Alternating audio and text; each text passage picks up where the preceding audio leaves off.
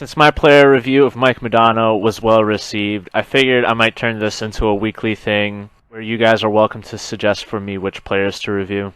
I'll put them on my squad and let you know what I think of them. If I don't get any recommendations, I'll just stick with the squad that I'm currently building for Hut and give you guys player reviews of those guys. So this week it's Milestone 78 overall Patrick Laine. As you guys may or may not know, he does not have a gold base card, which means that his stats for any kind of special edition cards are much lower than his gold friendos, even like the common gold cards. They have better stats than him. But without further ado, let me show you guys clips of future Winnipeg Jets Hall of Famer Patrick Laine. I do want to let you guys know that I have not seen Patrick Laine play. I thought he was just some white kid that knows how to score goals. So I was surprised at how big he was. He's my left wing off the face-off here. And I'm going to give him the puck. He doesn't do much with it the first time, and I give it back to him. And then the other thing is how agile he is as a big guy. That was pretty impressive for me.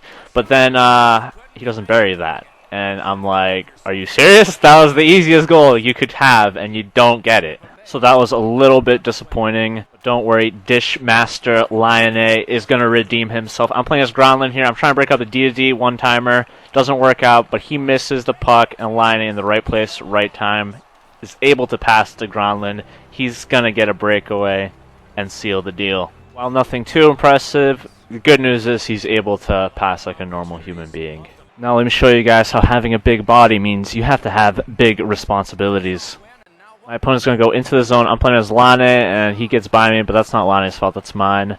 And then I push him out of the zone, and I switch to Laine to see what he can do. He goes into the boards, and boom! Big hit right there from Laine. And I'm loving it, like McDonald's. Not that I eat McDonald's, but that's not the point. In this play, let me show you guys how Laine can disappoint with this defensive play. And by defensive play, I mean he's not going to pick up the puck. And I don't know, for some reason I felt like if it was anybody else, I would have been able to pick up the puck much easier, because that doesn't usually happen to me. One thing that I did like about Laine is his cannon of a slap shot. It has incredible power, but again, his accuracy seems to be a little bit off. But if you really want to scare the goalie or cause some injuries right there, Laine is the man for you. Finally, I don't know if this is an indicator of stats or not, but he was able to get some pretty decent poke checks when I was playing with him. In some cases, I felt like I got a little bit luckier, where maybe I shouldn't have stripped the puck, or I might have even gotten a penalty from that poke check. I played 2 games with Laine, and in this game, he was pretty colorful, but in the other game, I thought he was kind of invisible, where I was only able to get 1 play out of him. Regardless, let's get to the ratings, the review, and my thoughts on him. So I mentioned before that he does not have a gold base card. What this means is that in the future, probably around January, EA is going to release a Hut update, and he's going to get a gold base card. Then, any special edition cards that Laine has or gets will get an increase that is based on the change from his old stats to his new stats. All of the strengths that I mentioned with Laine, like his slap shot, his hitting, they're going to get magnified, and they're going to be a lot better.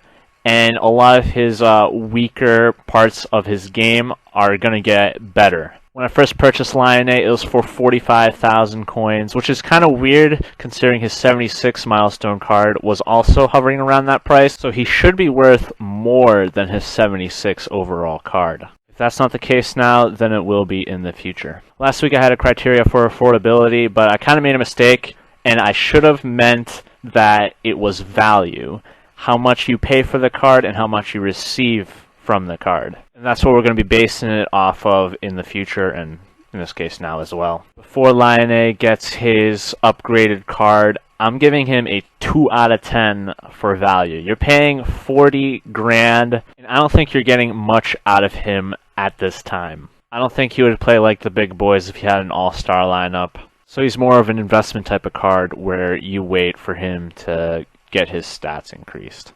I don't know how his stats are going to change when he receives his upgrade, but currently his highest stats are 83 with slap shot power, and then 81 for agility, balance, wrist shot power, and aggression. And then you have an 80 in strength to help everything out. With an upgrade, I can see those stats all pushing around 90, and you'd be paying for a very big and agile juggernaut, just like his synergy being offensive juggernaut. But he's kind of a defensive juggernaut too, being like big and getting those hits as well. So if his stats do push to the 90s, I can see his value being a 7 out of 10 because, and for 45k, that is pretty decent. Worst case scenario, they'll only go up a few points, maybe around 85 to 87, and from there, I can't give him a better value than a 4, because then you're just paying for the name, and paying 45k for a name isn't too good. You do have to remember that once he gets his upgrade, that his price will certainly go up unless a lot of people have stockpiled on him and are trying to sell him off now that he got his upgrade. So hopefully you can treat it kind of like a Movember investment, where you can get some profit off of him if you buy him now.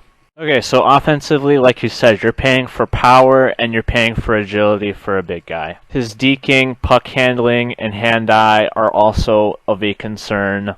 So as of right now, his offense is a measly 3 out of 10. Upgraded, I can see him around a 6 out of 10. Defensively, we talked about his big body multiple times already, so he's good for hitting. He was okay at poke checking. I'm sure he's going to be a good shot blocker since you have a big body. But then that awareness and hand-eye, with him not picking up the puck there, how often is he going to do that?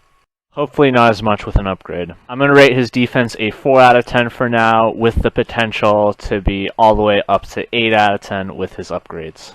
Finally, let's talk synergies. He's got OJ, Offensive Juggernaut, and 1T, One-Timer Efficiency. And I think they're great synergies for him because with them, he has a deadly slap shot, a deadly one-timer, and then with the upgrades, it could push to like 95 slap shot accuracy and power. But what that means is that his wrist shot is lacking with these synergies, and that it may not work with everyone's playstyles. If you don't take any slap shots, do not buy Patrick Laine.